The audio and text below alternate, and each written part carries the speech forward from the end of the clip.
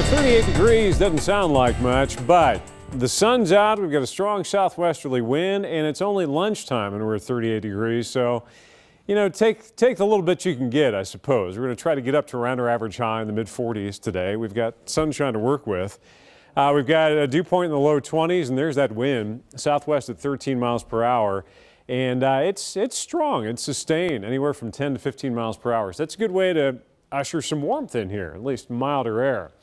Look at that, our morning low in Lexington, 18 degrees. The last time we had a low, and we've hit 20 a number of times the last couple of months. Last time we had a low in the teens was back in early February. So it's been a while since we've been that cold, and we actually exceeded it by a degree. Now, if you look at morning lows elsewhere, it was even colder. Check out Monticello. It got down to 11, 15 in Mount Sterling, a number of 17s out there. So a lot of folks dipped into the teens. Frankfort even got down to the mid-teens.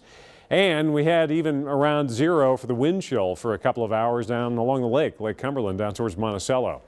So everybody's back to at least around freezing, if not above it, except for Harlan in the upper 20s. This is where the snowpack is still essentially a natural refrigerant.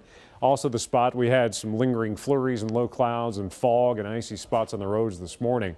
And there's still a wind chill factor. It feels like it's in the mid-20s in London, thanks to that wind, but eventually that'll be less of a factor as we edge into the 40s. The max track will stay clear today, so no worries about any precipitation. That coastal low is finally tracked out to sea, so the last of winter weather advisories over North Carolina are gone, and with a ridge tracking east, it'll keep it quiet through the next couple of days. We're in pretty good shape. What's coming next is not snow, it's rain, and could be quite a bit of it. Storm track's going to be a little different. And as well, we're not going to have that colder air to set it up. So as the warming trend keeps rolling, that'll make sure that we keep it all rain later this week. That's the increase in cloud cover tomorrow as a cold front gets in here and tries to wash out. Thursday morning, you just start to see at the side of the screen some of the rain getting going. I think if we see much of anything, it'll be late in the day and overnight especially. So what are we looking for? Thursday through Friday, the time frame anywhere from maybe 1 inch to 2 inches of rain. Highest totals look at this point back along the Mississippi River Valley, but we're going to get wet, and we don't need it because, as you already know, we're at our wettest year ever, and these numbers, these additional rainfall totals, are only going to pad that number as we go in toward the end of December.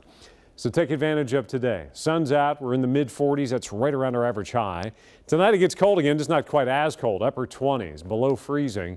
And then tomorrow we're going to jump into the upper 40s, push 50 with partly sunny skies. Pretty good looking Wednesday. Thursday, that shower chance is limited to late in the day. It'll mainly get going overnight, but once it gets going, it'll peak Friday, linger Saturday.